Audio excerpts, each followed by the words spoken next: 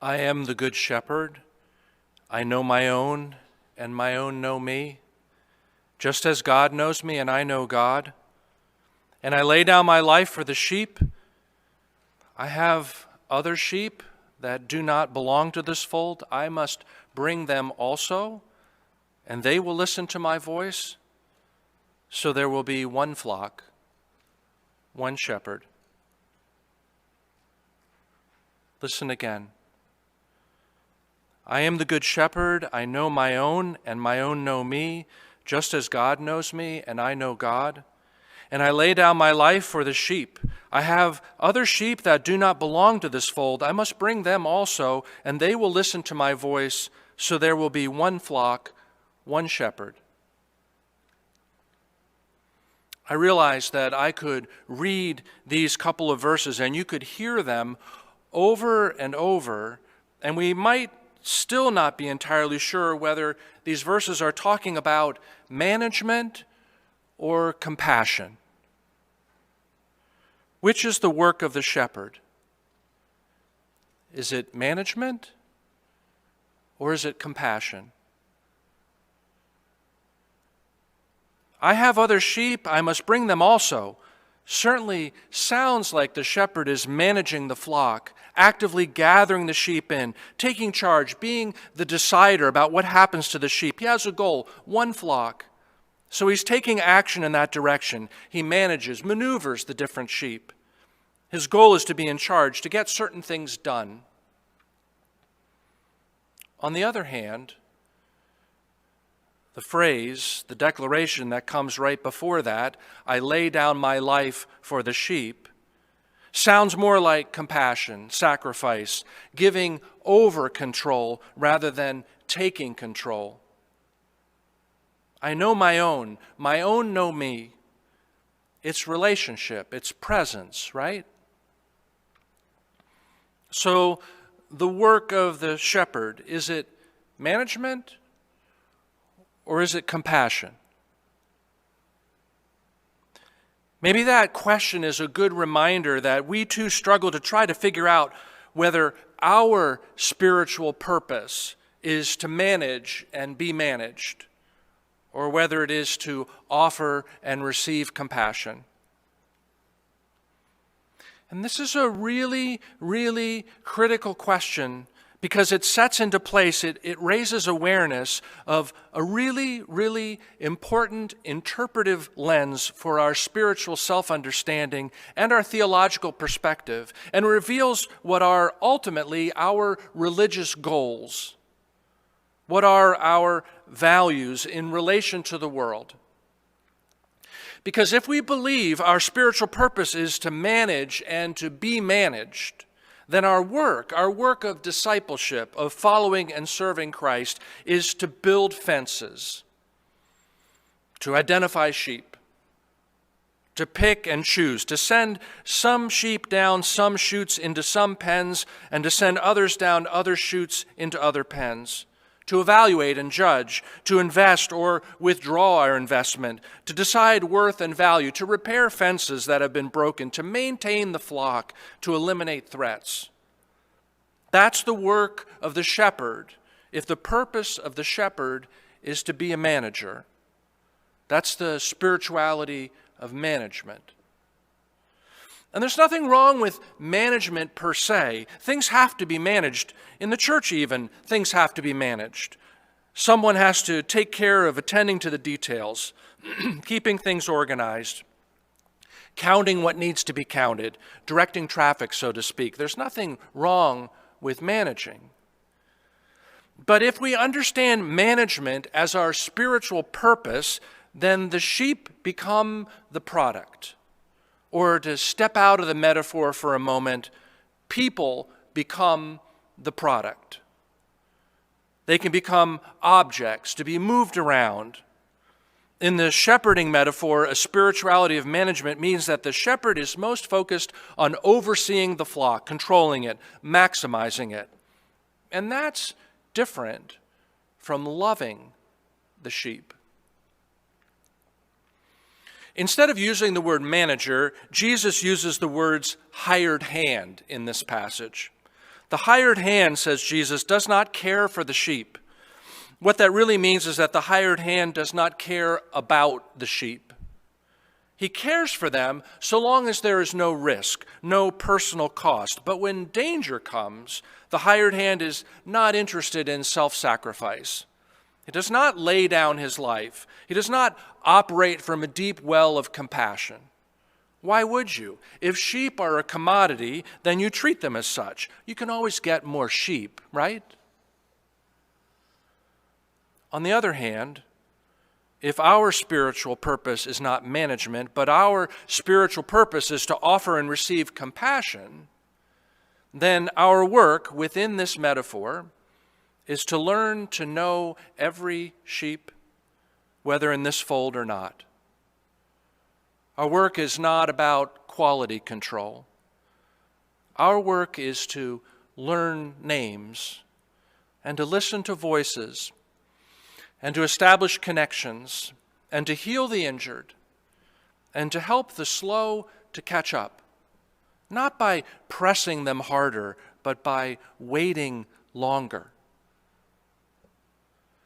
If our spiritual purpose is not management, but compassion, then we are in the middle of the flock, not looking down on it from far away, a high up perch, but in the middle of it, not separated. And when trouble comes, we stay there in the middle of the flock, not because we are looking for trouble, but because we are already in the sheep space. To be in the midst of, to be with, is where we are and where we know we belong. The Good Shepherd apparently knows the difference between the wolves and the sheep, and never ever tries to mix up the two, accusing other sheep of being wolves in sheep's clothing, just so he can keep his own flock as the favored special sheep. In fact, the good sheep sees all the sheep as they are, everywhere, precious sheep. Valerie Kaur, in her book See No Stranger, in the first chapter, tells a painful story from her childhood. She writes, "I was 6 years old, playing with a friend during recess. I was pretending to be a baby, walking on my knees, holding the hand of my friend who was pretending to be my mommy. We were rounding the bases of a baseball diamond, which was our house, when a boy ran up to us, an older boy we did not know. He came to us urgently, like a messenger on a mission. 'Get up, you black dog,' he said. He was glaring at me. 'I'm sorry, that's not right. I'm playing a baby, not a dog,' I wanted to say. But his mouth was tight and his eyes were cruel. He was not waiting for an answer. He was waiting for compliance. I still wanted to correct him. 'But I'm brown, not black, so you should say brown dog.' But this too didn't matter. He was white and I was brown, which made me black, and this disgusted him. 'Get up,' he yelled again. And so I got up. I did not have the language to say no. The bell rang and the boy walked away satisfied. My friend had stopped holding my hand. The game had ended, our connection broken by a slur cast with supreme confidence. 'You are dark, which means I can tell you what to do.' I was not angry at the boy. His words were not personal. He was articulating something that I did not know until then. It was like gathering important information. 'Oh, I had never seen myself through your eyes before.' But my face was burning, and I was ashamed." Kaur goes on to talk about how shame became part of her childhood after that. I would say that shame was managed into her life. Compassion was still present for her within her family and her close community, but it was not present to her from the wider world. She learned to be brave, but she also wrestled with the inherent message of the dominant culture. You do not belong. Different sheep, different folds.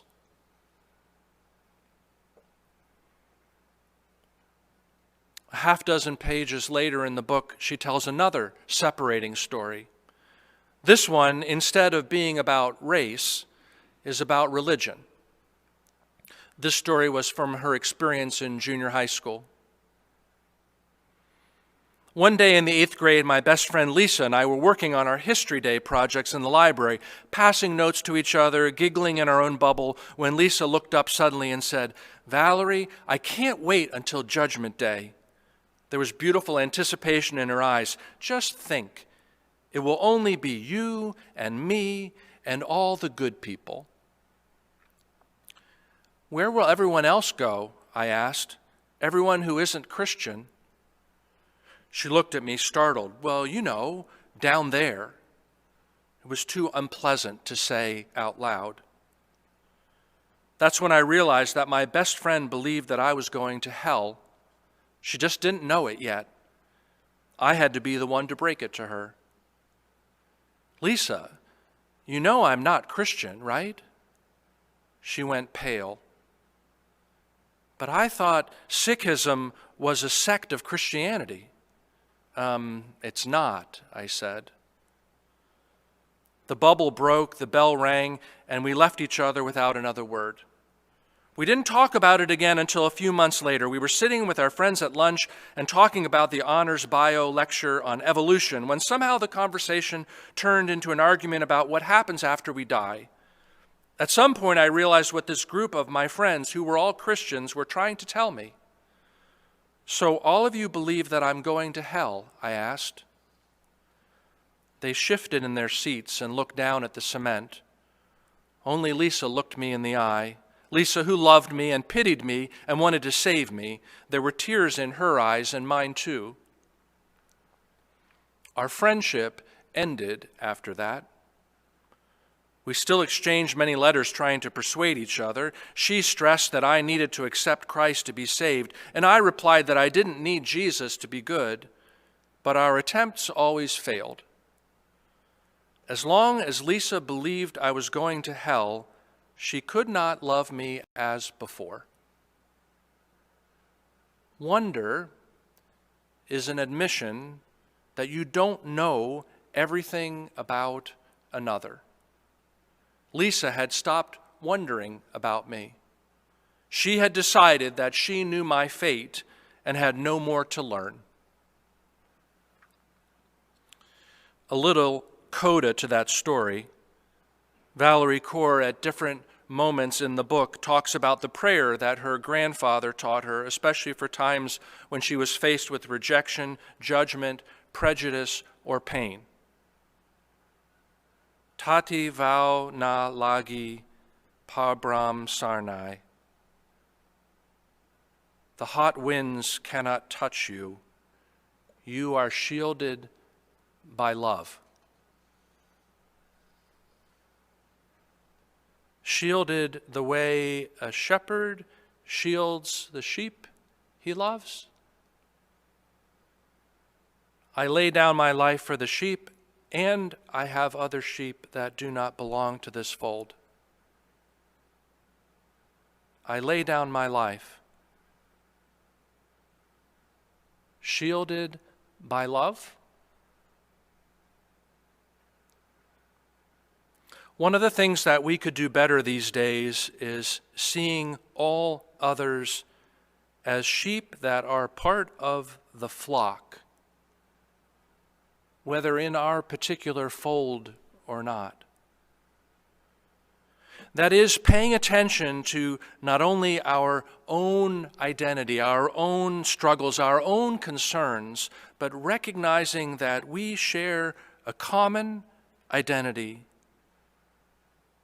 but at the same time recognizing the particular struggles of others and validating their concern through our attention. If we look at others who seem different from us, and if we focus on that difference as a threat, as a reason for division, as evidence of unworthiness, as cause for separation, then we will quite surely huddle in our own sheepfold. We will try to warm ourselves with the wool of those closest to us and only those closest to us.